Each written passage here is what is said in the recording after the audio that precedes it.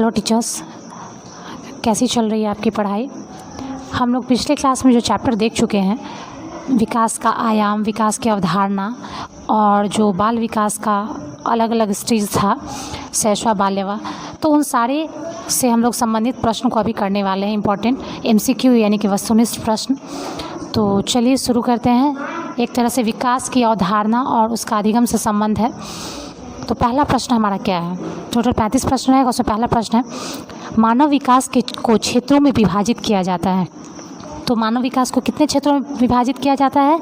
तो क्या होगा, मनोवैज्ञानिक, संज्ञानात्मक और संवेगात्मक और शारीरिक, है ना। यानी कि ऑप्शन नंबर मेरा क्या हो जाएगा, ऑप्शन नंबर 4। क्यों ऑप्शन नंबर 4 क्यों होगा? क्योंकि पहला में आध्यात्मिक है, आध्यात्मिक नहीं आता है।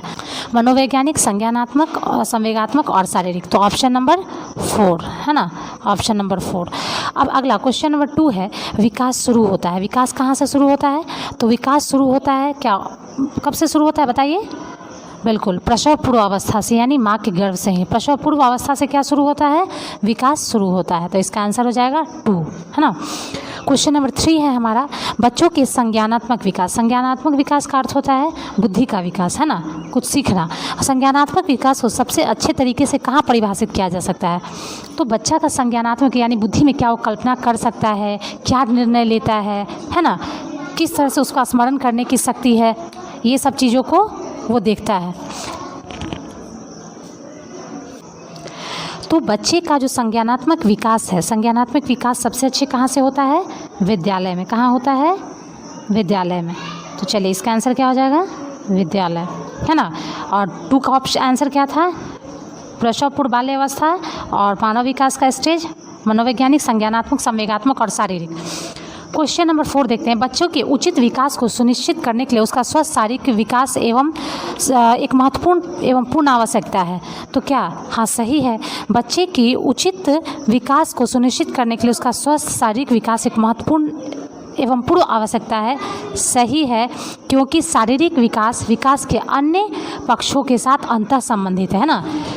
क्योंकि विकास जो है वो शारीरिक विकास जो है सभी, यदि बच्चा शारीरिक रूप से स्वस्थ रहेगा तो मनोवैज्ञानिक, संवेगात्मक सभी रूपों से मजबूत रहेगा, सब में दक्ष रहेगा। अवधारणाओं का विकास मुख्य रूप से डैश का हिस्सा है। तो अवधारणाओं का जो विकास है वो मुख्य रूप से जो आप अवधारणा करते हो आपके बौद्धिक विकास का हिस्सा होता है। किसका? बौद्धिक विकास का, है ना। क्वेश्चन नंबर, वह कौन सा स्थान है जहाँ, तो अवधारणाओं का विकास जो है मुख्य रूप से बौद्धिक विकास का हिस्सा होता है। वह कौन सा स्थान है जहां बच्चों के संज्ञानात्मक विकास को सबसे बेहतर तरीके से परिभाषित किया जाता है? तो वह कौन सा स्थान है? हमेशा विद्यालय। बच्चे का संज्ञानात्मक विकास के लिए वो सबसे अच्छा बेहतरीन जगह क्या होता है? उसका विद्यालय, है ना। विद्यालय या कक्षा पर्यावरण, है ना। विद्यालय एवं कक्षा पर्यावरण जो है वहाँ पर बच्चे का संज्ञानात्मक विकास को सबसे बेहतर तरीके से परिभाषित किया जा सकता है। अब हम लोग देखते हैं क्वेश्चन नंबर 7, निम्नलिखित में से किस अवस्था में बच्चे अपने समवयस्क समूह के सक्रिय सदस्य हो जाते हैं? तो अपने हम लोग जानते हैं कि किशोरावस्था का सबसे लक्षण होता है कि वो अपना एक ग्रुप बनाना शुरू कर जाता है जो उसके जैसा व्यवहार में होता है। जैसे हम लोग देखते हैं ना कि अपने विद्यालय में कि पढ़ने वाला बच्चा का एक समूह, गाने वाले बच्चा का एक समूह हो जाता है, बदमाशी करने वाले का एक अलग समूह बन जाता है। तो बच्चे अपने समवयस्क समूह के सक्रिय सदस्य हो जाते हैं किशोरावस्था में। क्वेश्चन नंबर 8 है, 12 से 14 वर्ष की आयु के बीच डैश की अपेक्षा डैश की लंबाई एवं मांसपेशियों में तेज़ी से वृद्धि होती है, एवं 14 से 18 वर्ष की आयु के बीच डैश की अपेक्षा डैश की लंबाई एवं मांसपेशियों में तेज़ी से बढ़ती है। यानी लड़का और लड़की का कंपैरिजन करना है। तो देखना है कि लंबाई किसका बढ़ता है, लंबाई और मांसपेशियों में तेज़ी 12 से 14 वर्ष में किसका ज़्यादा होता है? तो यहाँ ध्यान देने वाला बात है कि लड़कों में, है ना। 12 से 14 वर्ष में ऑप्शन 2 जो है, तो ऑप्शन 2 को ऐसे भरेंगे फिल इन द ब्लैंक्स को, 12 से 14 वर्ष की आयु के बीच लड़कों की अपेक्षा लड़कियों की लंबाई एवं मांसपेशियों में तेज़ी से वृद्धि होती है, एवं 14 से 18 वर्ष की आयु के बीच लड़कियों की अपेक्षा लड़कों की लंबाई एवं मांसपेशियों में तेज़ी से बढ़ोतरी होती है। शुरुआती दौर 12 से 14 में, चूँकि जानते हैं कि गर्ल्स में उस समय मेंस्ट्रुअल साइकिल स्टार्ट होता है और उसमें चेंजिंग होता है, तो उसमें लड़कियों का जो मांसपेशी और लंबाई में वृद्धि तेज़ी से होता है 12 से 14 में, जबकि 14 से 18 वर्ष में लड़कों में लंबाई और मांसपेशी में तेज़ी से वृद्धि होता है। क्वेश्चन नंबर 9 देखते हैं, बाल विकास के अध्ययन में से निम्नलिखित में से किन बातों को शामिल किया जाता है? तो बाल विकास में क्या क्या है, तो सारा ऑप्शन क्या हो जाएगा, 4 है, ऑप्शन सभी हो जाएगा। क्या क्या है देख लेते हैं। बाल विकास में आता है आयु के साथ होने वाले परिवर्तनों का क्या स्वरूप होता है ये भी जानना होता है। बालक में होने वाले परिवर्तनों का विशेष आयु के साथ क्या संबंध होता है, यानी उसमें बाल्यावस्था में क्या लक्षण है, शैशवावस्था में क्या लक्षण है, किशोरावस्था में क्या परिवर्तन है। इसको ऑप्शन सी, बालकों में पाई जाने वाली व्यक्तिगत भिन्नताओं के लिए किस प्रकार के आनुवांशिक एवं परिवेशजन प्रभाव उत्तरदायी होते हैं, है ना। कैसे विभिन्नता और आनुवांशिक उसको प्रभावित करता है, इसके बारे में हम लोग देखेंगे। तो यानी कि बाल विकास में क्या क्या चीज़ शामिल किया जाता है कि आयु के साथ क्या परिवर्तन हो रहा है बच्चों में, और परिवर्तन जो है वो विशेष आयु के साथ क्या क्या है ना। व्यक्तिगत भिन्नता, आनुवांशिकता और परिवेशजन का क्या प्रभाव पड़ता है बालक के अलग अलग उम्र पे। क्वेश्चन नंबर 10 है, विकास की प्रक्रिया में जीवन मूल्यों, व्यक्तित्व, व्यवहार इत्यादि का विकास भी शामिल है। ए, यानी कि ये सभी हो जाएगा। क्यों? क्योंकि विकास की प्रक्रिया में दृष्टिकोण, रुचि, स्वभाव, आदत, जीवन मूल्य, व्यक्तित्व, व्यवहार इत्यादि का विकास भी शामिल है ना। क्वेश्चन नंबर 11 क्या है हमारा? क्वेश्चन नंबर 11 है, कौन सी पाठचर्या सर्वाधिक उपयुक्त होगी? तो कौन सी पाठचर्या सर्वाधिक उपयुक्त होगी? बालक के शारीरिक व मानसिक विकास के अंतर संबंधों के अनुकूलन, है ना, सर्वाधिक उपयुक्त होगी। क्यों? क्योंकि देखिए बालक का शारीरिक और सामाजिक अंतर संबंध आप कितना भी कहिए, यदि मानसिक रूप से यदि वो स्वस्थ नहीं है तो क्या अनुकूलित कर पाएगा? नहीं कर पाएगा। देश की सभ्यता संस्कृति बहुत मुख्य तो नहीं है, यहाँ पर प्रश्न पर ध्यान दीजिएगा, सर्वाधिक उपयुक्त, है ना। तो सर्वाधिक उपयुक्त किसी भी बालक के लिए होता है शारीरिक व मानसिक विकास के अंतर संबंधों के बीच अनुकूलन, है ना। बालकों के शारीरिक व मानसिक विकास के अंतर संबंधों के बीच अनुकूलन। क्वेश्चन नंबर 12 है, निम्नलिखित में से कौन सा विकास छोटे बच्चों में मानसिक व संज्ञानात्मक विकास में सर्वाधिक मददगार होता है? तो छोटे बच्चों के विकास में, मानसिक और संज्ञानात्मक विकास में सर्वाधिक मददगार होता है शारीरिक विकास उसका। यदि बच्चा शारीरिक रूप से तंदुरुस्त है, फुर्तीला है, जोशीला है ना, तो वो बच्चा मानसिक रूप से भी सक्रिय रहेगा, हर कार्य को करने के लिए इच्छुक रहेगा, और बुद्धि भी उसकी तेज रहेगी, किसी भी चीज़ को जल्दी स्मरण कर लेगा, उसकी कल्पना शक्ति भी तेज रहेगी। तो मानसिक और संज्ञानात्मक विकास में सर्वाधिक मददगार होता है उसका शारीरिक विकास। तो क्वेश्चन 12 का ऑप्शन नंबर 2। 13 नंबर क्वेश्चन, देखिए क्वेश्चन नंबर 13 है, निम्नलिखित में से कौन सा बालक के सामाजिक विकास को प्रभावित नहीं करता है? तो बालक के सामाजिक विकास को प्रभावित नहीं करता है, तो बालक के सामाजिक विकास में प्रभावित करता है बुद्धि, भाषा का प्रयोग, क्षमता, तर्क शक्ति, ये सब जो है बालक के विकास को प्रभावित करता है। समाज, यदि बच्चा बुद्धि है तो समाज में उसका इज्जत बढ़ेगा, भाषा का प्रयोग यदि अच्छा करता है तो सामाजिक विकास ही होगा, तर्क शक्ति भी सामाजिक विकास को प्रभावित करता है। तो ये कह रहा है कि कौन सा प्रभावित नहीं करता है, तो इसमें इनमें से कोई नहीं जो है प्रभावित नहीं करता है। यदि करता है कि प्रभावित करता है तो सब प्रभावित करता है, लेकिन नहीं करता है तो इनमें से कोई नहीं, है ना। क्वेश्चन नंबर 14 है, सार्थक अधिगम की प्रक्रिया विकास की किस अवस्था से प्रारंभ होती है? तो सार्थक अधिगम जब बच्चा स्कूल जाना शुरू करता है शैशवावस्था में, है ना। शैशवावस्था में जो है वो उसका क्या कहलाता है? सार्थक अधिगम की प्रक्रिया का विकास का शुरुआत होता है। अब यहाँ पर आपको ये चीज़ हम बताए हुए हैं कि बच्चा का अलग अलग स्टेज में शैशवावस्था कब से कब तक होता है। तो शैशवावस्था आपको याद होगा जन्म से लेकर 6 वर्ष तक, और इसी बीच में बच्चा स्कूल जाता है, इसलिए इसको सार्थक विकास अधिगम की प्रक्रिया का विकास कहते हैं, है ना। अगला क्वेश्चन, सभी बच्चों की स्वतंत्र खेलों, अनौपचारिक और औपचारिक खेलों, योग और खेल की गतिविधियों में सहभागिता क्यों आवश्यक है? तो जानते हैं खेल जो है बच्चा का शारीरिक विकास करता है, और एक दूसरे के साथ खेलने से उसमें मानसिक विकास भी उसका होता है। मानसिक विकास क्योंकि निर्णय लेने की क्षमता आती है कि अब खेल में किसके साथ क्या आइडिया लगाया जाए कि जीता जाए, है ना। सामाजिक विकास होता है कि एक दूसरे के साथ मिलकर के एक टीम बनाकर खेला जाता है, तो एकता की भावना का विकास होता है, मनोरंजन होता है ना। तो शारीरिक, मानसिक और सामाजिक तीनों प्रकार का विकास होता है स्वतंत्र खेल से, औपचारिक, अनौपचारिक, योग और किसी भी खेल से। तो उपरोक्त सभी इसका आंसर होगा। क्वेश्चन नंबर 16, बाल विकास के विभिन्न आयाम एवं उनके अधिगम के संदर्भ में निम्नलिखित में से कौन सा कथन असत्य है? तो असत्य क्या है देख लेते हैं बाल विकास के बारे में। विकास के विभिन्न आयाम का आपस में घनिष्ठ संबंध है, और ये अधिगम क्या को प्रभावित करते हैं? ये अधिगम डैश को प्रभावित करते हैं। तो ये ऑप्शन जो है क्या है? असत्य है। बालकों का विकास एवं अधिगम एक निरंतर प्रक्रिया है, बात तो ये सही है ना। यहाँ असत्य पूछ रहा है कि असत्य कौन सा है, ये नहीं पूछ रहा है कि सत्य कौन सा। तो ये बात सही है कि अधिगम निरंतर प्रक्रिया है ना। तो इसलिए क्वेश्चन को, हर एक क्वेश्चन को जब पढ़िएगा तो क्या सत्य है असत्य, इस वर्ड पर बहुत फोकस कीजिएगा। तो क्या कह रहा था? पहला भी सही है कि विकास के विभिन्न आयामों का आपस में घनिष्ठ संबंध है, बात तो सही है, घनिष्ठ संबंध है ना। शारीरिक विकास का मानसिक विकास से, मानसिक विकास का सामूहिक विकास से, सामूहिक विकास का सामाजिक विकास से, और ये सब अधिगम को प्रभावित भी करता है ना। अधिगम को प्रभावित करता है, तो ये भी बात सही है, ये भी, और दूसरा वाला बात भी सही है। यानी कि ये बात भी सही है हमारा, विकास भी जो है वो एक निरंतर प्रक्रिया है। शारीरिक विकास विशेषकर छोटे बच्चों में मानसिक व संवेगात्मक विकास में मददगार है। हाँ, ये सही है। तो और हमारा यहाँ प्रश्न क्या था कि विभिन्न आयाम में कौन असत्य है, लेकिन ये सारा तो बाल विकास में 1 2 3 सब सही है, तो असत्य कथन कौन सा है? तो असत्य कथन तो इसमें कोई है नहीं, तो इसका ऑप्शन नंबर क्या हो जाएगा? 4। देखिए प्रश्न बनाते समय सत्य कौन सा है, असत्य कौन सा है ना, या नहीं है यदि वर्ड में लास्ट में लगा देता है ना तो थोड़ा कन्फ्यूजन वाला क्वेश्चन होता है, इसलिए उसको ध्यान दीजिएगा। जैसे इसी प्रश्न को आप बार बार रिपीट कीजिएगा। अगला क्वेश्चन नंबर देखते हैं।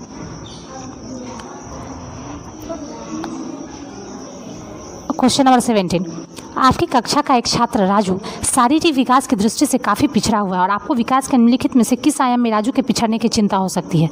सभी आयाम में पिछड़ने का चिंता हो जाए, क्योंकि यदि जिसका शारीरिक, छोटे बच्चों का कहा गया है कि यदि शारीरिक विकास यदि कमज़ोर है तो बाकी संवेगात्मक, सामाजिक, मानसिक, बौद्धिक सब विकास प्रभावित होगा। तो चौथा क्या हो जाएगा? ऑप्शन नंबर 4, यानी ये सभी विकास राजू का प्रभावित होगा। क्वेश्चन नंबर 18 देखते हैं क्या है। आप अपनी कक्षा में जो कुछ, अगला क्वेश्चन है हमारा क्या, 18 नंबर, आप अपनी कक्षा में से कुछ छात्रों को चुनकर 6 महीने में उनमें होने वाले विकास की एक रिपोर्ट तैयार करना चाहते हैं, तो इसके लिए आप निम्न में से क्या चुनेंगे? तो देखिए अब रिपोर्ट तैयार करना है तो प्रत्येक माह में उनकी रुचि, आदत, दृष्टिकोण, स्वभाव, व्यक्तित्व, व्यवहार आदि में होने वाले परिवर्तनों का जांच करेंगे। अब लंबाई का नाप करने से क्या होगा? सिर्फ उसके परिवर्तन, ओवरऑल जब विकास को माप करना है तो सिर्फ लंबाई, वजन माप के क्या होगा? कुछ नहीं होगा, सब चीज़ को ओवरऑल नापना होगा ना, है ना। तो यही चीज़ कहा गया है, 6 महीनों में होने वाले उसमें जो विकास हुआ है उसके बारे में देखना है ना। विकास का रिपोर्ट तैयार करना चाहते हैं तो सारा चीज़ देखना होगा, रुचि क्या है, आदत क्या है, दृष्टिकोण क्या है, स्वभाव क्या है, व्यक्तित्व क्या है, व्यवहार क्या है, सारे चीज़ों को। तो ये तो ऑप्शन आंसर 3 हो जाएगा। बालक का संवेगात्मक विकास निम्नलिखित में से किसे प्रभावित करता है? तो बालक का संवेगात्मक विकास जो है उसके शारीरिक विकास, सामाजिक विकास, नैतिक विकास सभी को प्रभावित करता है। यानी हम बता चुके हैं कि सभी विकास का आपस में अंतर संबंध रहता है, इससे सभी को प्रभावित करेगा। किस अवस्था में घनिष्ठ मित्रता की प्रवृत्ति पाई जाती है? तो घनिष्ठ मित्रता की प्रवृत्ति जो होती है किशोर अवस्था में, क्योंकि किशोर अवस्था में वो अकेले नहीं रहना चाहते हैं, अपना एक झुंड बना करके रहते हैं और इसी में अपने दोस्त के लिए कुछ भी करने की प्रवृत्ति पाई जाती है, तो ये होती है किशोर अवस्था की। Option number A. Question number 21, वृद्धि और विकास के संदर्भ में निम्नलिखित में से कौन सा कथन सत्य है? तो 21 का आंसर हो जाएगा 3, बी और सी। क्यों? क्योंकि बी और सी का वृद्धि और विकास में सत्य कथन पूछ रहा है, तो ये वर्ड ध्यान रखिएगा, सत्य कथन। विकास स्वयं में एक विस्तृत अर्थ रखता है और वृद्धि उसका एक केवल भाग होता है। विकास मतलब हम लोग देखते हैं शारीरिक, मानसिक सब कुछ, लंबाई चौड़ाई सब कुछ हो जाता है इसमें विकास, है ना, जबकि वृद्धि सिर्फ उसके लेंथ और हाइट में ये सब में बढ़ोतरी करता है। तो इसलिए बी नंबर पॉइंट सही है। सी नंबर, विकास सही में एक सतत प्रक्रिया है, जब तक व्यक्ति जीवित रहता है तब तक उसका विकास होते रहता है, चाहे सामाजिक विकास हो, चाहे वो संवेगात्मक विकास, चाहे उसका मानसिक विकास हो, है ना। तो बालक के परिपक्व होने के बाद भी होते रहता है। तो आंसर बी और सी इसका होगा। क्वेश्चन 21 का आंसर 3, बी और सी। क्वेश्चन नंबर 21 देखते हैं। मानव विकास की किस अवस्था में बच्चों के सीखने की गति सर्वाधिक होती है? तो हम लोग जानते हैं कि बच्चों की सीखने की गति सर्वाधिक होती है शैशवावस्था में, यानी 0 से 6 वर्ष की उम्र में बच्चे सबसे ज़्यादा सीखने का प्रवृत्ति उनमें पाया जाता है और सीखने का गति भी सबसे तेज होता है। किस अवस्था में? शैशवावस्था में, है ना। क्वेश्चन नंबर 23, शिक्षा मनोविज्ञान में डैश में अवस्थाओं में होने वाले मानव विकास का अध्ययन किया जाता है। तो देखिए शिक्षा मनोविज्ञान में किस अवस्था का? शिक्षा मनोविज्ञान हम लोग जानते हैं कि वयस्क अवस्था से हमको कोई मतलब नहीं रहता, जिसको प्रौढ़ावस्था कहते हैं, लेकिन शैशवावस्था 0 से 6 वर्ष, फिर बाल्यावस्था 6 से 12 वर्ष, किशोरावस्था 12 से 18 वर्ष, तो इस समय बच्चा का पढ़ने का उम्र रहता है ना। तो विद्यालय से बच्चा इसी समय संबंधित, इससे शिक्षा मनोविज्ञान में शैशवा, बाल्य और किशोरावस्था आता है, यानी आंसर हो जाएगा ए, बी एंड सी। शिक्षा मनोविज्ञान में शैशवावस्था, बाल्यावस्था, किशोरावस्था में होने वाले मानव विकास का अध्ययन किया जाता है। क्वेश्चन नंबर 24 है, मानव का विकास निम्नलिखित में से किस पर निर्भर करता है? तो क्या सिर्फ वृद्धि पर मानव विकास निर्भर करता है? नहीं। वातावरण पर नहीं, उसकी बुद्धि पर नहीं, तो किस पर निर्भर करता है? उसकी बुद्धि, उसकी वृद्धि, है ना, वृद्धि पे और वातावरण से मिलने वाले परिपक्वता पर निर्भर करता है कि उसका विकास कैसा होगा, है ना। तो आंसर 4, 24 का 4। क्वेश्चन नंबर 25, वृद्धि शब्द का प्रयोग डैश परिवर्तनों के लिए तथा विकास का प्रयोग डैश परिवर्तनों के साथ साथ डैश परिवर्तनों के लिए भी होता है।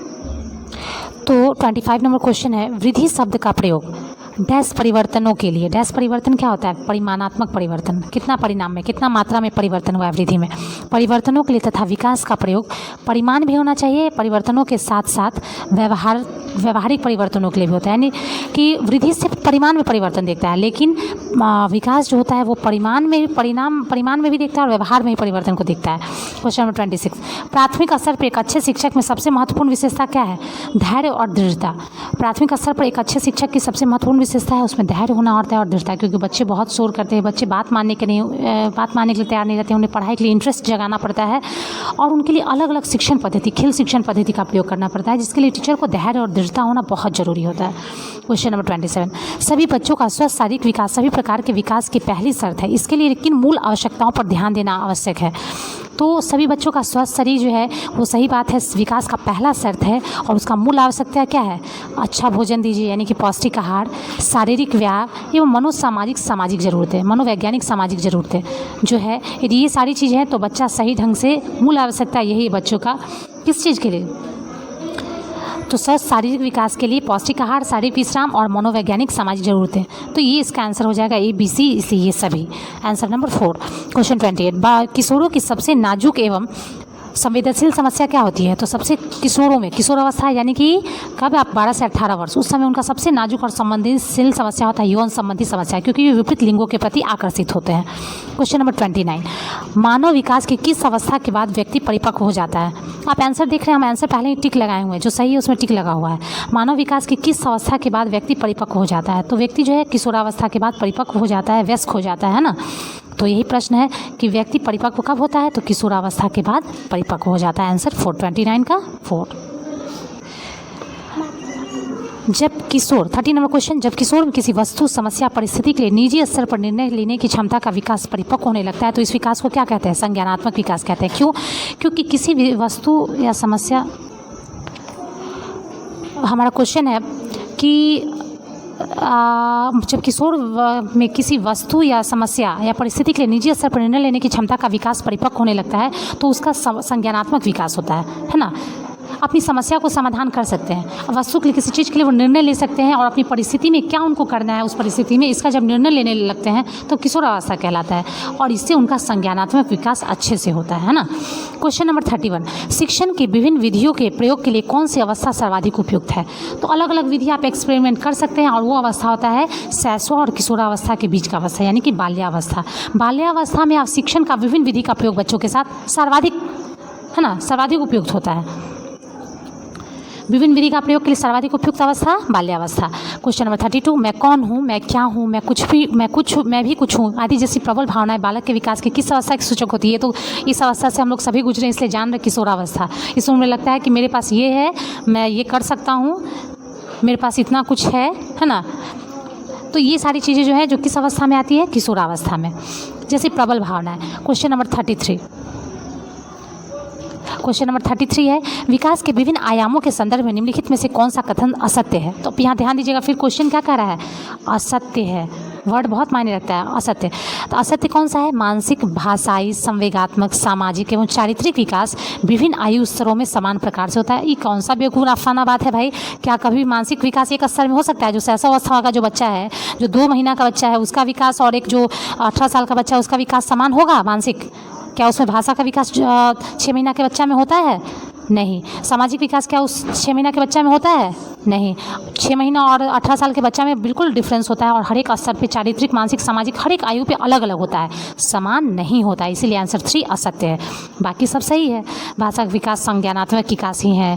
कल्पना करना, स्मरण करना, विचार करना, निरीक्षण करना, समस्या समाधान करना, निर्णय लेना, ये सब संज्ञानात्मक विकास के फलस्वरूप ही विकसित होता है। और क्रियात्मक विकास का अर्थ होता है व्यक्ति की क्रियात्मक शक्तियों की क्षमताओं या योग्यताओं का विकास करना। लेकिन ये आंसर जो 3 है, ये सब एक समान प्रकार से नहीं होता है, सब असमान प्रकार से होता है ना। इसलिए ये कथन तीसरा नंबर असत्य है। मानसिक, भाषाई, संवेदनात्मक, सामाजिक, चारित्रिक सब विकास अलग अलग उम्र में अलग अलग होता है, समान नहीं होता है। इसलिए यही कथन असत्य है। ऑप्शन 33 का 3। क्वेश्चन नंबर 34 देखते हैं। किसके परिणाम स्वरूप बालक अपने निरंतर बदलते हुए वातावरण में ठीक प्रकार से समायोजन करने में सक्षम होता है। संज्ञानात्मक, कि बच्चा यदि बुद्धि से अपने निर्णय लेता है, सोचने समझने और समस्या समाधान का निर्णय लेने का क्षमता रखता है, तो वो किसी भी बदलते हुए वातावरण को प्रतिकूल और अनुकूल दोनों परिस्थितियों में अपने आप को समायोजित कर लेता है। तो बालक अपने निरंतर बदलते हुए वातावरण में ठीक प्रकार समायोजन करने में सक्षम हो पाता है संज्ञानात्मक विकास के कारण।